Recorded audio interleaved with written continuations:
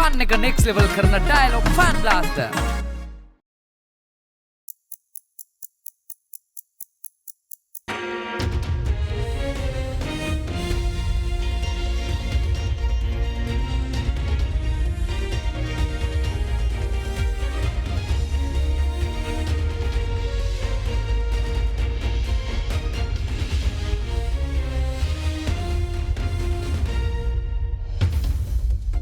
Tonight, on First at 9 this Friday the 27th of December 2024.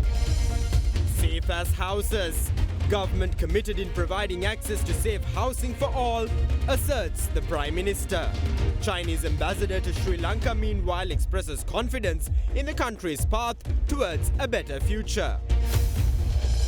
The Genius Genesis. Sri Lankan ambassador for science, technology and innovation calls for a system of education focused on critical thinking and problem solving.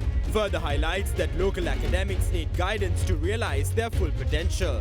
Chilo Dairy, Sri Lankawama Kiren Perata.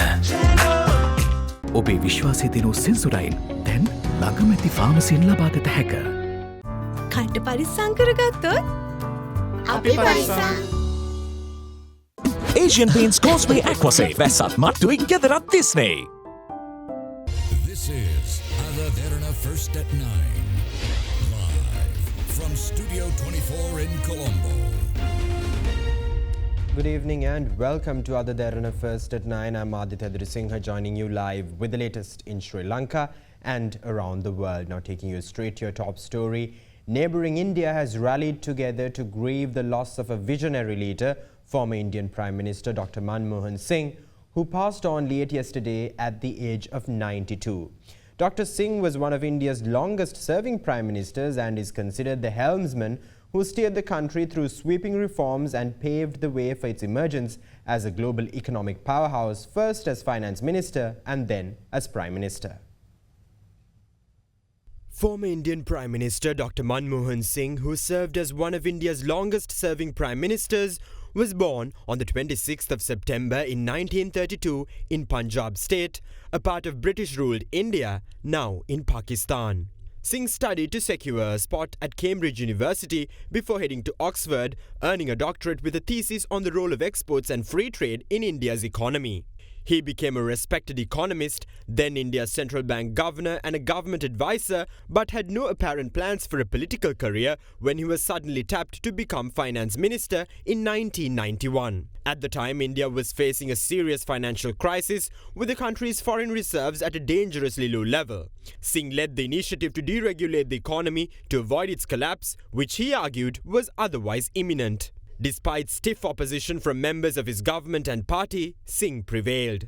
Singh took bold measures that included devaluing the currency, reducing import tariffs, and privatizing state-owned companies. The Indian National Congress took a landslide victory in the 2004 general election, and unexpectedly Dr. Manmohan Singh was asked to take the premiership after Sonia Gandhi. Sonia Gandhi, Italian by birth, feared that her ancestry could be used by Hindu nationalist opponents to attack the government if she were to lead the country. Dr. Manmohan Singh proceeded to hold the office for 2 terms from 2004 to 2014, earning him the accolade of becoming the first Sikh to serve as the premier of the world's largest democracy. While wearing that accolade with pride, Dr. Singh made a public apology in Parliament for the 1984 Sikh massacre in which thousands of Sikhs were killed after then Prime Minister Indira Gandhi was assassinated by her Sikh bodyguards. The event went down as a rare moment of political courage as he healed the scars of a deeply divided nation. His first term was also marked by his unwavering commitment to the Indo-US civil nuclear deal, despite strong opposition from leftist parties within his coalition. Dr. Singh stood firm even at the risk of his government collapsing, ultimately securing a historic agreement that ended India's nuclear isolation. As a powerful world leader, Dr. Singh provided his complete dedication to Sri Lanka's development tasks, while India and Sri Lanka worked closely together. After relinquishing India's top political office, he adopted a low profile and passed away at the All India Institute of Medical Sciences, Delhi, late yesterday at the age of 92. His successor, incumbent Prime Minister Narendra Modi, paid his respects to the late visionary Indian leader. Posting on X, Prime Minister Modi called him one of India's most distinguished leaders who rose from humble origins and left a strong imprint on India's economic policy over the years. Sri Lankan President Andrakumara Dissanayake also extended his condolences to former Prime Minister Dr. Manmohan Singh's family and to India following Dr. Manmohan Singh's demise. President Dissanayake highlighted that former Prime Minister Dr. Singh's transformative policies like the Right to Education Act and the Mahatma Gandhi National Rural Employment Guarantee Scheme reflected his steadfast commitment to equity and inclusivity. Former Sri Lankan High Commissioner to India Austin Fernando reminisced the life and work of former Indian Prime Minister Dr. Manmohan Singh. In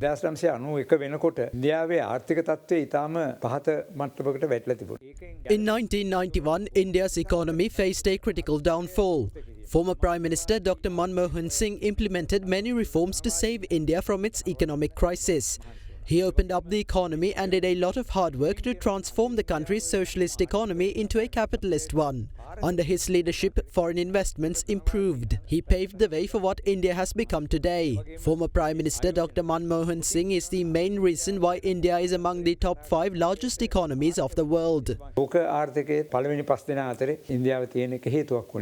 Meanwhile, former Sri Lankan President Ranil Wickremesinghe visited former Indian Prime Minister Dr. Manmohan Singh's residence in New Delhi to pay his final respects. Loss for us also. I've known him from 1992, time that he opened up the economy with Prime Minister Narasimha Rao. He was a good friend of ours. He was a good leader, one of those who made modern India. You have to remember him. Posting on X, former President Mahinda Rajapaksa also extended his condolences and stated that former Indian Prime Minister Dr. Manmohan Singh was a visionary economist and the architect of India's economic liberalization, claiming that his contributions shaped a new era for India. Leader of the opposition Sajith Premadasa also posted on X, stating that former Prime Minister Dr. Manmohan Singh was a visionary leader whose economic reforms transformed India and inspired the region. In the wake of this tragic news, India has announced 7 days of mourning and a state funeral to bid farewell to former Indian Prime Minister Dr. Manmohan Singh. Union Assurance. Welcome to Cinnamon Life, South Asia's biggest entertainment hub, where awe awaits. චන්දුරුසුනේ කාගෙත් මනාපේ සිංහ TV සඳහා සුපිරි deal. Sadaharita Plantations Limited, celebrating 22 years of your trust. Aspirations Education, a pioneer in overseas education. Meet our experts at top destinations worldwide. Your trusted and caring partner in overseas education. Crunchy goodness for hunger on the go. Prime Minister Dr. Harini Amarasuriya noted that the government is committed to ensuring that every citizen is provided access to safe, secure and dignified residences constructed through community involvement. The Prime Minister expressed her opinion while addressing the inauguration of a China-backed low-income housing project in Rawathawatta, Moratuwa. Speaking at the same event, Chinese Ambassador to Sri Lanka, Chi Zhenghong, expressed his confidence in Sri Lanka's journey towards a bright and stable future. The Chinese government granted a monetary aid package of 552 million yuan to construct 1,996 residences as an initiative aimed at uplifting living standards of low-income families in Colombo. The project is set to facilitate the construction of 1,888 residences for low-income families and 108 residences for veteran artists. An event inaugurating the project was held this morning in Rawathawatta, Moratuwa, under the patronage of Prime Minister Dr. Harini Amarasuriya. The event was also graced by Chinese Ambassador to Sri Lanka, Chi Zhenghong. As part of the first phase of this project, 575 residences are set to be constructed for low-income families in Moratuwa, while 108 residences are expected to be built in Kottawa for veteran Sri Lankan artists. The second phase will cover low-income families in Dematagoda and Maragama, while the third phase is expected to cover housing needs of low-income families in Paliagoda. This project stands as a testament to the deep friendship and enduring partnership between China and Sri Lanka. Once completed, those homes will provide much-needed shelter and stability for low-income families in Colombo, demonstrating our shared commitment to improving the livelihoods of Sri Lanka people. This endeavor is not merely about building houses. It's about fostering hope, dignity, and opportunity for those in need. We see this project as a tangible expression of China's firm support for Sri Lanka's development and his new government. The Chinese government and people will, as always, provide all possible support to our Sri Lanka friends within our capacity. Now, under the leadership of His Excellency President Aruna Kumara Disanayak, the Sri Lanka people are writing a new chapter in the nation's history. I firmly believe that Sri Lanka is destined to embrace an even bright future. Urban housing issues in Sri Lanka are complex, particularly for low-income families.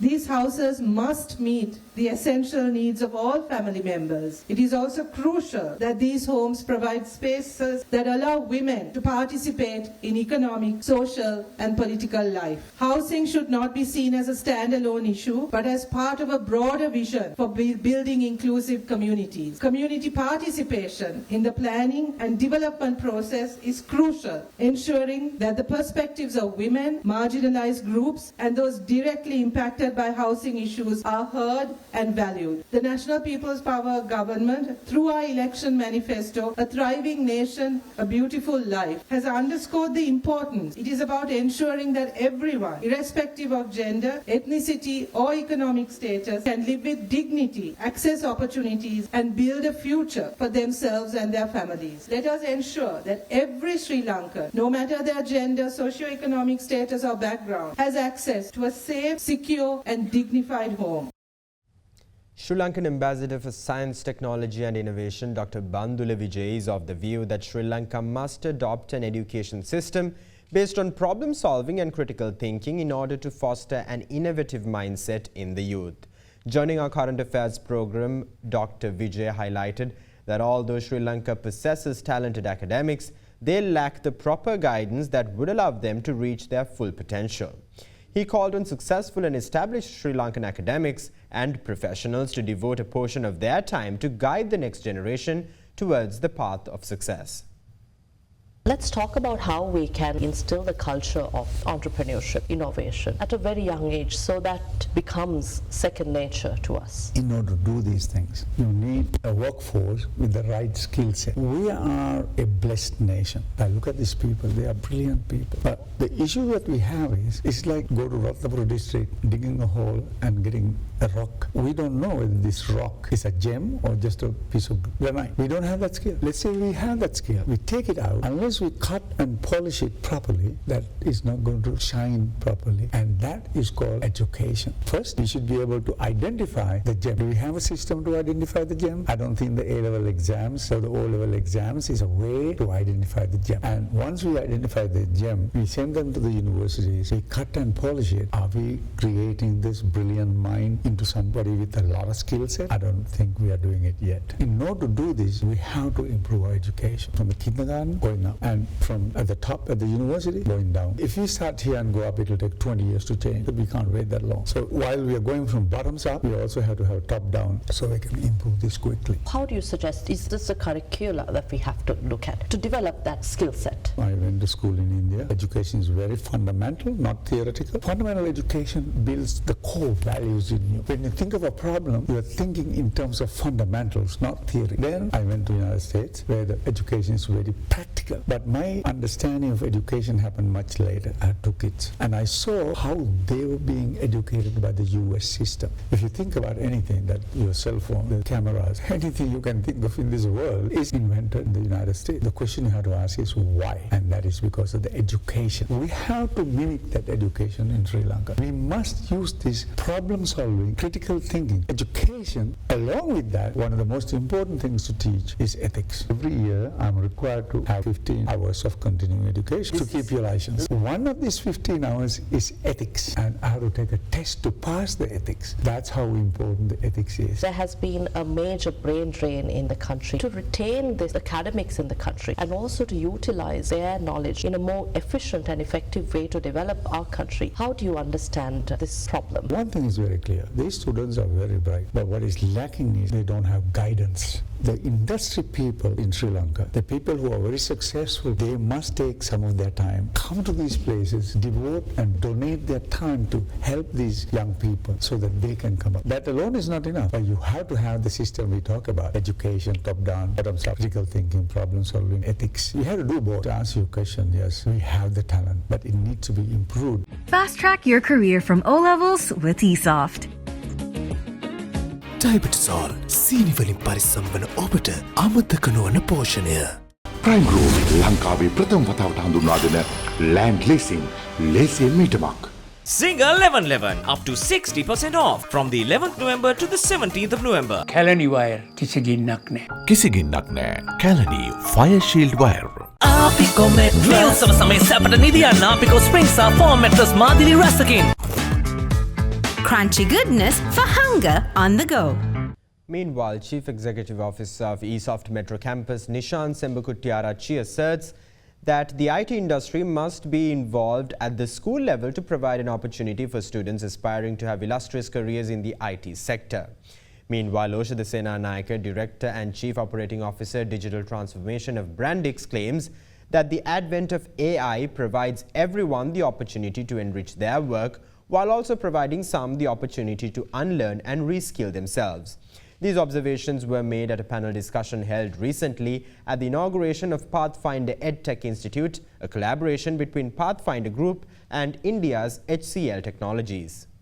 The gap will always exist simply because the industry keeps changing, new technology keeps coming out. If you look at, for example, how fast we as academics update our curricula in terms of a degree, the foreign university every 3 years. To take the state university system, it will take longer period than that. So what can we do to reduce the gap? Get the industry more engaged from the school level onwards so that these kids have an interest about what's happening out there and what technologies are out there. Gen Z is now becoming 20-30% of the workforce. So are we really taking that consideration as well into our trainings, how we do our education platforms?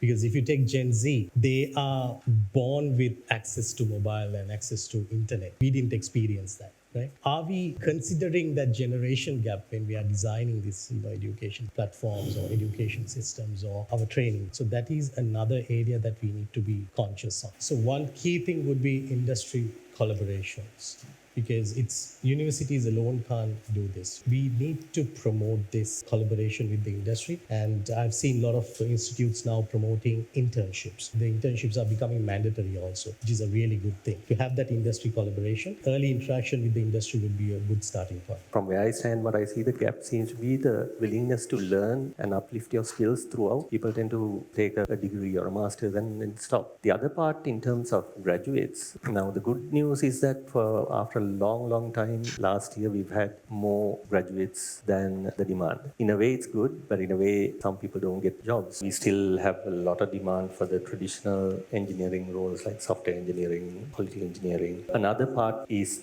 what will be service management, which is really the operations and keeping the lights on when systems go live. That has a lot of high paying jobs, but some things that cut across is the need for taking in new abilities like using AI. Nowadays, whatever job you do, you are using one way or another AI tools. And AI, I don't believe is coming out to basically take all of our jobs. The perception should be how does it enrich your day in life of the work you do, and you unlock your time to basically focus on much more value-adding work. And that's what we are focusing on. It's about empowering our employees, and it's not about just taking the jobs away. Of course, jobs are going to be uplifted. That's a reality across the next 5 years. But then again, AI gives a lot of opportunities for existing people to unlearn and reskill themselves to basically repivot and position themselves. So it's the way you look at it, I believe. That's my perspective on this. Now in other news, the oral sessions for gathering public opinions on the proposed electricity tariff revision commenced today. According to the Public Utilities Commission, the first stakeholder consultation took place in the Central Province today. The Ceylon Electricity Board submitted its electricity tariff revision proposal to the PUCSL, stating that the current tariffs will have to remain unchanged for the next 6 months and that no tariff revisions will be introduced.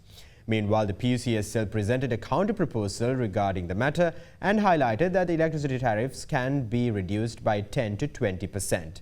Accordingly, the PUCSL called for public opinions on the matter in writing starting from the 17th of this month. The oral sessions for the gathering public opinions, which commenced today, will be conducted until the 10th of January. The PUCSL says that the public can register their participation in such sessions by calling its number 077 2943 193.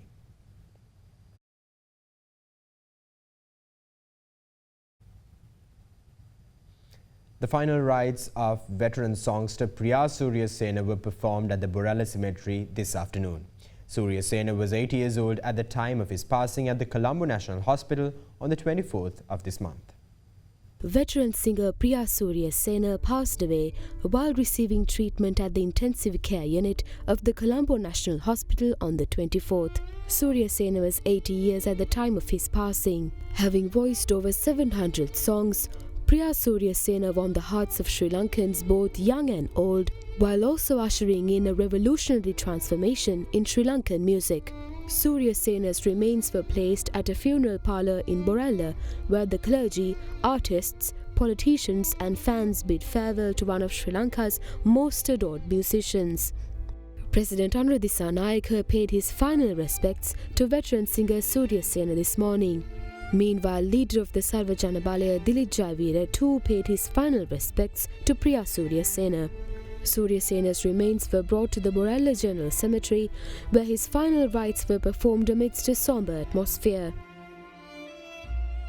As Sri Lanka mourns the passing of legendary songster Priya Surya Sena, his legacy will live on in his work, cherished by successive generations alike. Now in your political news, several former provincial council representatives joined the Sarva Jana Balaya today during a special meeting held at the party's headquarters. Former Chief Minister of the North Central Province S.M. Ranjit was among those who joined the Sarva Jana Balaya today. A group of former representatives of the North Central Provincial Council, led by the North Central Province's former Chief Minister S.M. Ranjit, joined Sarva Jana Balaya today. Meanwhile, a group of public representatives from the Ampara district also received membership of Sarva Jana Balaya from the Alliance's leader MP Dilip Jayavira. No party that broke away from an alliance has rejoined it again. They only seek to join a new party with a new vision. I believe that the people will choose the Sarva Jana Balaya next. සර්ව ජන බලය තමයි ජනතාව තෝරගන්න කියලා අපි පැහැදිලිව අපිට පේනවා. මම දැක්කා සමාජ මාධ්‍යවල ප්‍රශ්න කරනවා. I saw certain questions raised on social media stating that corrupt individuals have joined the Sarva Jana Balaya. Sri Lanka's politics became corrupt as a result of selfish and meaningless acts of political leaders. Provincial politicians had to face this reality. We are questioned on how S.M. Chandrasena joined the Sarva Jana Balaya. He is a politician with a political career of over 30 years. If they raise concern over my political relationship with S.M. Chandrasena, I raise concern over the political relationship between the incumbent president and the Prime Minister. The incumbent Prime Minister represents elite politics. If they can bridge this gap by labelling it as clean politics, don't ask such stupid questions from us. They committed fraud related to professional and academic titles involving many members of Parliament. The MP who took office as the Speaker of Parliament could not hold his office for more than a week. His doctorate was given to him by his party. He is an innocent trade unionist. They can't just remove him from his position and cover their wrongdoings. Never has a party that engages in mainstream politics fallen so low. I will present to Parliament facts about their corrupt politics soon. මම කරුණු සහිතව පාර්ලිමේන්තුවේ සටහන් කරන්නට කැමති නුදුරු අනාගතයේ දිනයක ඔවුන් කොතරම් දුෂිතද කියලා. In other political news, former parliamentarian Lalit Ellavala says he will resign from all of his positions within the Samagya Jana Balawegaya and end his political career as the party's internal politics are not conducive to progress. With that, here's a look at some more of the latest political developments of the day.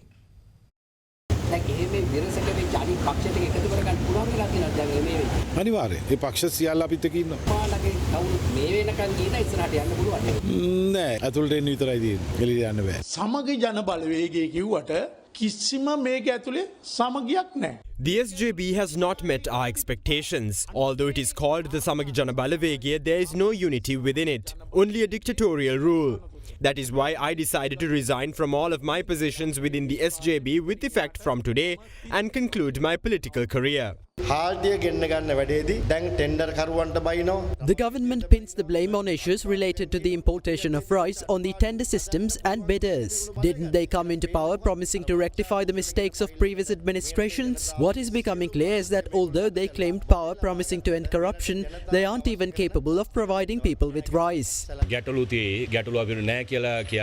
There are issues. We do not deny that. A certain amount of rice was imported while a significant amount is yet to be imported. Furthermore, according to the records of the Department of Agriculture and the Paddy Marketing Board, there cannot be a rice shortage within the country. We, as the government, will investigate the causes behind the shortage. During my tenure, the price of rice was 170 rupees per kilogram. However, now it is difficult to purchase rice for even 230 rupees per kilogram. I think the government, which claimed that they could easily control mill owners, now realizes how difficult it is. The negatives of extending the deadline to import rice will manifest in January. Mill owners will offer lower prices to local farmers due to the abundance of imported rice. We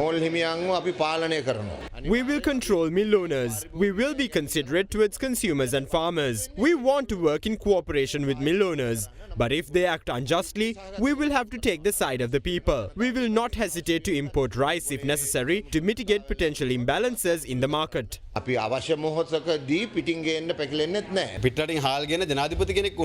They questioned whether it was even necessary for the president to involve himself in the import of rice and promised to swiftly resolve the rice issue. However, they are now unable to even import rice. I think it is time for the government to stop boasting and create an environment in which the people can procure their daily necessities.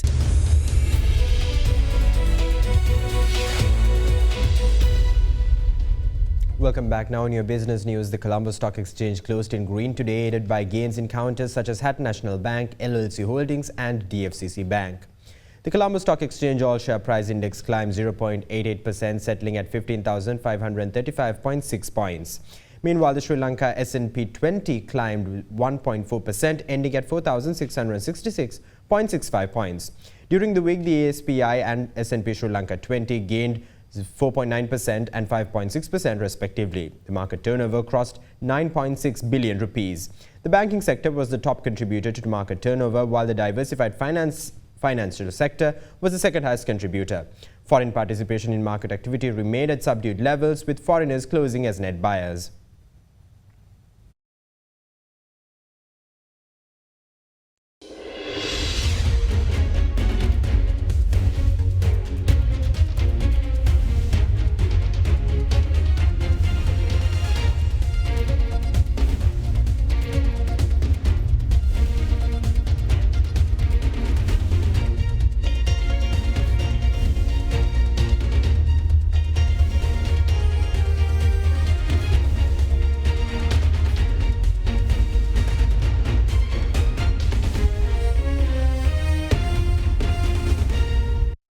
That's all the news we have for you tonight. Thank you. Have a great night.